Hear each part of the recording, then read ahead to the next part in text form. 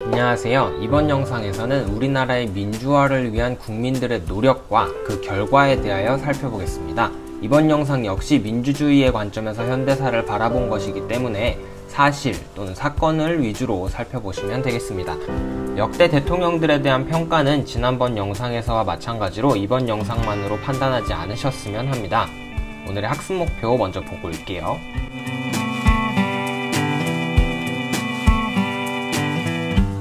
지난 시간에는 박정희 정부의 정치적인 모습에 대하여 살펴보았습니다. 현대사는 특별히 연결되는 내용이 많습니다.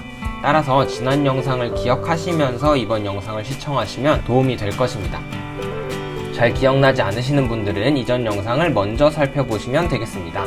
대통령의 마지막은 어떻게 되었나요? 중앙정보부장이었던 김재규에 의해 저격당했었죠.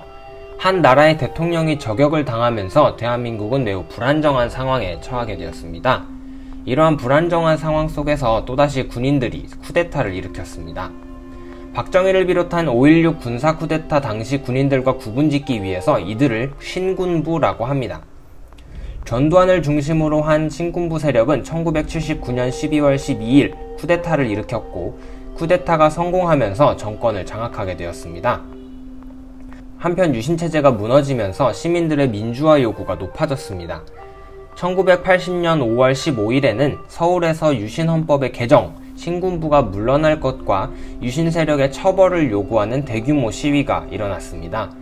신군부는 이를 저지하기 위해서 5월 17일 비상계엄 조치를 전국으로 확대하고 민주화 운동을 탄압하였습니다. 비상계엄이 전국으로 확대되었지만 5월 18일 광주에서는 계엄 철폐와 민주주의 회복을 요구하는 대규모 시위가 일어났습니다. 그러자 신군부는 광주에 공수부대를 투입하여 광주 시민들을 폭력적으로 진압하였습니다. 이 과정에서 많은 사상자가 발생하기도 했습니다. 신군부의 이러한 대응에 분노한 광주 시민들은 시민군을 조직하고 전남도청을 점거하여 신군부에 대응하였습니다. 그러자 계엄군은 잠시 재정비를 위해 물러났습니다. 물러나면서도 계엄군은 광주 시내를 포위하여 광주가 다른 지역과 접촉하는 것을 아예 차단하였습니다. 이런 고립 속에서도 광주 시민들은 자치 공동체를 만들어서 질서를 유지했습니다.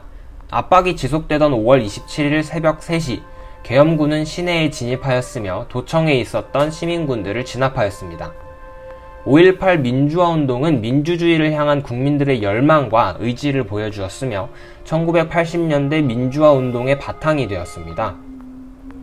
또한 5.18 민주화운동 기록물은 2011년 유네스코 세계기록유산으로 등재되기도 하였습니다. 5.18 광주 민주화운동을 진압한 전두환은 본격적으로 자신의 권력을 강화시켜 나갔습니다. 전두환은 통일주체 국민회의를 통해 대통령에 당선된 뒤에 대통령 선거인단에 의한 간접선거로 대통령을 뽑을 것과 대통령의 임기를 7년으로 하는 7년 단임제를 내용으로 하는 헌법을 개정하였습니다. 그리고 다음 해 다시 대통령 선거를 하여 대통령에 당선되었습니다. 전두환 정부는 언론사를 통폐합하고 뉴스를 사전 검열하는 등 민주주의를 억압하였습니다. 또한 삼청교육대를 운영하여 국민들의 인권을 침해하였습니다. 이러한 억압적인 정책을 실시하는 대신 전두환 정부는 야간 통행 금지를 해제하고 국민들이 밤에도 자유롭게 거리를 돌아다닐 수 있도록 하였으며 교복 자율화, 해외여행 자유화 등 사회 유화 정책도 함께 실시하였습니다. 특별히 프로스포츠 산업을 키워서 프로야구, 프로축구 등을 시작하였습니다. 그리고 1988년 서울올림픽과 1986년 서울 아시안게임 유치에 성공하면서 국가 자부심을 높이고자 하였습니다. 전두환 정부 시기에도 국민들의 민주화 운동은 지속되었습니다. 1987년에는 당시 서울대학교 학생이었던 박종철 군이 고문으로 사망하는 사건이 발생하면서 국민들의 분노는 극에 달했습니다. 국민들은 국민들의 손으로 선출하는 직선제로 헌법을 개정할 것과 전두환 정부가 물러날 것을 요구하는 시위를 전개하였습니다. 하지만 전두환 정부는 4월 13일 개헌 요구를 거절한다는 발표, 즉 4.13 호원 조치를 취하면서 시위를 더욱 탄압했습니다. 그러자 6월부터 민주화를 요구하는 시위가 전국적으로 일어났습니다.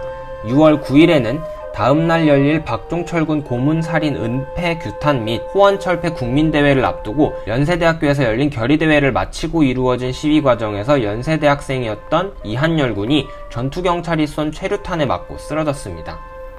이처럼 전국적으로 학생들을 비롯하여 회사원 등 많은 국민들이 전국에서 이어간 시위를 6월 민주항쟁이라고 합니다.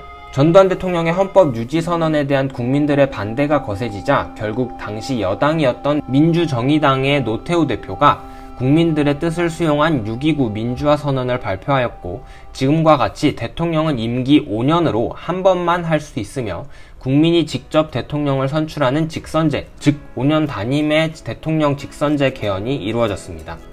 국민들의 요구에 의해 개정된 헌법에 기초하여 이루어진 대통령 선거에서 야당은 김대중, 김영삼 후보가 나왔지만 야당의 두 후보가 통합되지 못하면서 여당의 노태우 후보가 대통령에 당선되었습니다.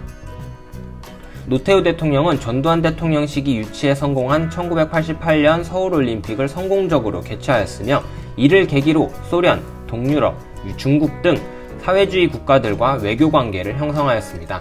이처럼 사회주의 국가들과의 외교관계 수립을 북방외교라고 합니다. 그리고 대한민국과 조선민주주의인민공화국, 즉 남한과 북한이 동시에 유엔에 가입하였습니다. 노태우 정부 이후에는 5.16 군사 쿠데타 이후 처음으로 민간 정부인 김영삼 정부가 수립되었습니다. 김영삼 정부는 역사 바로 세우기 운동을 실시하여 일제시대의 식민 통치의 상징인 조선 총독부 건물을 폭파시키고 전두환 대통령의 쿠데타, 즉 12.12 군부 쿠데타와 5.18 광주 민주화 운동에 대한 진상조사를 통해 당시 책임자였던 전두환과 노태우 두 전직 대통령을 구속하였습니다. 그리고 경제계와 정치계가 결탁하는 것을 막기 위해 금융실명제를 실시하여 불법적인 금융거래를 규제하였고, 고위공직자의 재산등록제, 지방자치제 등 개혁을 실시했습니다. 한편 1997년에는 외환위기가 발생하자 국제통화기금 즉 IMF로부터 경제적 지원을 받음으로써 당시 국가 전체적인 경제위기를 해결하고자 노력하였습니다. 김영삼 정부의 뒤를 이어 1998년 2월 김대중 정부가 구성되었습니다. 김대중 정부는 경제위기를 기업의 내부 구조를 변화시키는 구조조정을 통하여 극복하였습니다. 또한 김대중 대통령은 북한과의 화해, 협력 정책을 실시하였고, 그 결과 한반도에서 분단된 이후 최초로 남북 정상회담이 이루어졌습니다. 김대중 대통령은 한국의 민주화운동의 공로와 한반도 평화정책을 위한 노력을 인정받아 2000년 노벨 평화상을 수상하였습니다. 2003년 출범한 노무현 정부는 권위주의를 청산하기 위해 노력하였으며 과거사 정리 사업을 추진하였습니다. 또한 김대중 정부의 북한에 대한 평화정책을 이어받아 2차 남북 정상회담을 성사시켰습니다. 이번 영상에서는 박정희 정부 이후에 구성된 우리나라 대통령들의 정책에 대하여 간략하게 살펴보았습니다. 하지만 아직 이들에 대한 역사적 평가는 진행 중에 있습니다. 따라서 이번 영상 역시 이들의 잘잘못을 평가하기보다는 당시의 사실들, 정책 위주로 살펴보시면 되겠습니다.